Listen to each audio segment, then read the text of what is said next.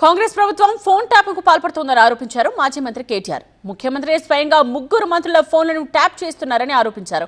కేంద్ర మంత్రి బండి సంజయ్ కూడా రేవంత్ సర్కార్ కూడా ఫోన్ ట్యాపింగ్ చేస్తోందేమోనని డౌట్ పడ్డారు.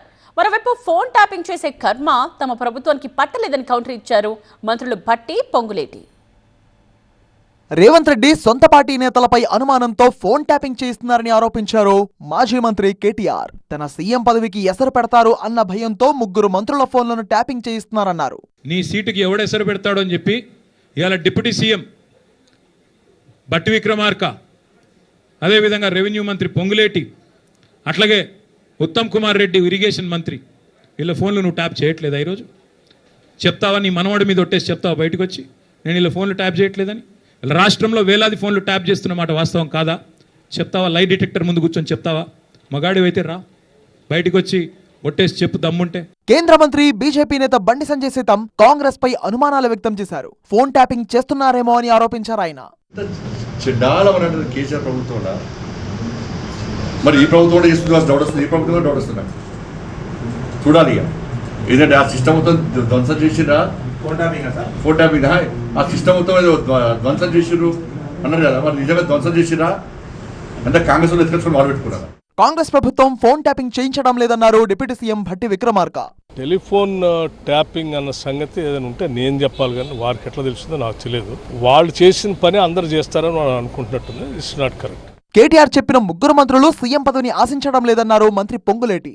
ఉత్తమ్ కుమార్ రెడ్డి గారి ఫోను, శ్రీనివాసరెడ్డి గారి ఫోను, భట్టి విక్రమార్క గారి ఫోను, వీరి 3 ఫోన్లు గౌరవ ముఖ్యమంత్రి రేవంత్ రెడ్డి గారి పదవికి ప్రమాదం ఉందని మా 3 ఫోన్లు ట్యాప్ చేస్తున్నారు అని ఏదైతే ఒక నిరాధారణమైన ఆరోపణ గౌరవ మాజీ మంత్రి గారు చేశారో, వారి సంస్కృతి, వారి ఆలోచన, వారి మనసుల్లో ఉండే బుద్ధులు వారు అధికారంలో ఉన్నప్పుడు ఏవైతే చేశారో అవే మిగతా ప్రభుత్వాలు, మిగతా వ్యక్తులు చేస్తున్నారు అనుకోవటం వారి అవివేకం. వారికి ఒకటి తెలుసో లేదో, నేను అనేక సార్లు చెప్పాను, మళ్ళీ రిపీట్ చేస్తున్నాను. ఆ ముఖ్యమంత్రి సీటు కోసం, ఆ ముఖ్యమంత్రి పదవి కోసం వారు ఏ 3 పేర్లు అయితే కోట్ చేశారో ఆ 3 ఎవ్వరూ కూడా ఆ ముఖ్యమంత్రి పదవి కోసం ఈ 5 సంవత్సరాల్లో ఆశపడటం లేదు.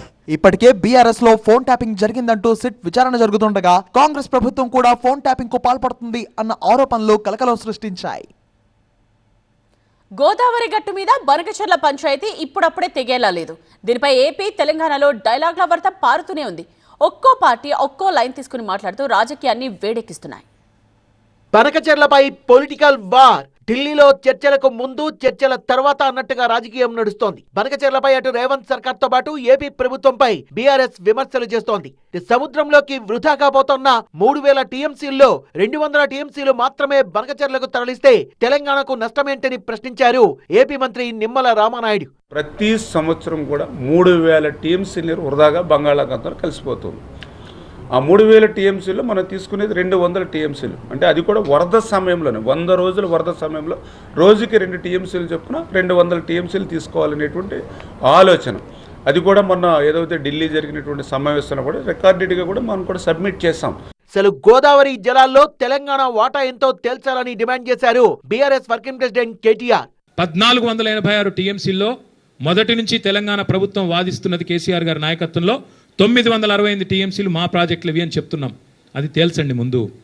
అట్లాగే మిగులు జలాలు 3000 టీఎంసీలు ఉంటే అందులో దామాషా ప్రకారం మాకు 1950 టీఎంసీలు రావాలి. అవి తేల్చి సాధికారంగా కేంద్ర జలసంఘం డిక్లేర్ చేస్తే తప్పకుండా అప్పుడు మాట్లాడచ్చు. గతంలో మీరు పెట్టిన అభ్యంతరాలు ఉపసంహరించుకుంటే మాట్లాడచ్చు. అంతేగాని ఈ సానుభూతి డైలాగులు కుదరవు. మిగులు జలాలు వాడుకుంటే ఇబ్బంది ఏంటి? గోదావరిలో నీటిని సద్వినియోగం చేసుకుంటే 2 రాష్ట్రాలు బాగుపడతాయన్నారు మంత్రి నిమ్మల రామానాయుడు. గోదావరి నీరు వృధాగా సముద్రంలోకి పోతూ ఉంది. అవకాశం ఉన్నంత వరకు తెలంగాణ ఉపయోగించుకోండి, అవకాశం ఉన్నంత వరకు ఆంధ్రప్రదేశ్ రాష్ట్రం ఉపయోగించుకోండి. అల్టిమేట్గా ఆ వృధాగా పోయే నీరుని ఉపయోగించుకుని తెలుగు ప్రజలందరూ కూడా బాగుండాలనే ఆలోచన మేము కూడా వ్యక్తం చేసినటువంటి పరిస్థితి. ఖచ్చితంగా రాబోయేటువంటి రోజుల్లో ఆ సిడబ్ల్యూసీకి అన్నింటినీ కూడా పర్మిషన్ తీసుకుని ఆ పర్మిషన్స్ ప్రకారమే ఆ యొక్క ప్రాజెక్ట్ని నిర్మాణం చేస్తామన్న విషయాన్ని సందర్భంగా తెలియజేసుకుంటూ, కాళేశ్వరం సహా పలు తెలంగాణ ప్రాజెక్టుల్ని ఏపీ వ్యతిరేకించిందన్నారు మాజీ మంత్రి కేటీఆర్. మీరే కదా ఉత్తరాలు రాసింది కాళేశ్వరానికి వ్యతిరేకంగా. మీరే కదా ఉత్తరాలు రాసింది సమ్మక్క సాగర్కి వ్యతిరేకంగా, మా సీతారామ ప్రాజెక్టు ఖమ్మం జిల్లాకు వ్యతిరేకంగా. ఇలా మళ్ళీ మీరు సానుభూతి కోసం మాట్లాడతారంటే కుదరదు. మీ శిష్యుడు తాకట్టు పెడతాడేమో తెలంగాణ ప్రయోజనాలు, కానీ కేసీఆర్ నాయకత్వంలోని మేమెవ్వరం కూడా తెలంగాణ ప్రయోజనాల విషయంలో, రైతాంగ ప్రయోజనాల విషయంలో రాజీ పడం. గోదావరి నీటితో రాయలసీమను సస్యశ్యామలం చేస్తామని గతంలో కేసీఆర్ చెప్పలేదంటూ నిలదీశారు కేంద్ర మంత్రి కిషన్ రెడ్డి. గోదావరి నది నుంచి ఏటా 3500 టీఎంసీల నీళ్లు సముద్రంలో కలుస్తున్నాయి. తెలంగాణ గరిష్టంగా 700 నుంచి 800 టీఎంసీలు మాత్రమే వాడుకుంటున్నది కాదు, వాడుకోగలదు. మిగతా నీరంతా ఆంధ్రప్రదేశ్ రాష్ట్రం వాడుకునేటువంటి వీలుంది. ప్రకాశం బ్యారేజ్ ద్వారా సోమశిల వరకు గ్రావిటీతో గోదావరి నీటిని పంపించవచ్చు. కేవలం 2 లిఫ్ట్లతో గోదావరి నీళ్లను రాయలసీమకు పంపించవచ్చు అని కేసీఆర్ చెప్పారు. ఎవరు చెప్పారు? ఇద్దరు కలిసి కూర్చొని చెప్పిన మీటింగ్, మీరు ప్రెస్ కాన్ఫరెన్స్లో. 2 రాష్ట్రాల మధ్య జల వివాదాల్ని పరిష్కరించేందుకే కేంద్రం కమిటీని వేసిందన్నారు కేంద్ర మంత్రి బండి సంజయ్. సొంత ఎజెండాలు తీసుకొని పోయినప్పుడు వాళ్ళ ఎజెండాల మీద చర్చించడానికి 1-2 గంటల సమయం, ఒక్కరోజు సమయం, 2 రోజుల సమయం సరిపోదు. దాన్ని దృష్టిలో పెట్టుకునే జలశక్తి శాఖ మంత్రులు ఈ అంశాల మీద ఒక ఎక్స్పర్ట్స్తో కమిటీ చేసి వాటి మీద చర్చిద్దాం. ఎవరికి అన్యాయం జరగకుండా వాస్తవ విషయాలను మనం ముందుకు తీసుకునే ప్రయత్నం చేద్దామని చెప్పి కేంద్ర ప్రభుత్వం నిర్ణయించినట్టు కేంద్ర ప్రభుత్వం విడుదల చేసిన ప్రకటన స్పష్టం చేస్తున్నారు. రేవంత్ రెడ్డి తీరుతో తెలంగాణకు అన్యాయం జరుగుతోందని బీఆర్ఎస్ ఆరోపిస్తుంటే ఏపీ మాత్రం అన్ని అనుమతులు వచ్చాకే ప్రాజెక్టు విషయంలో ముందుకు వెళ్తామంటోంది.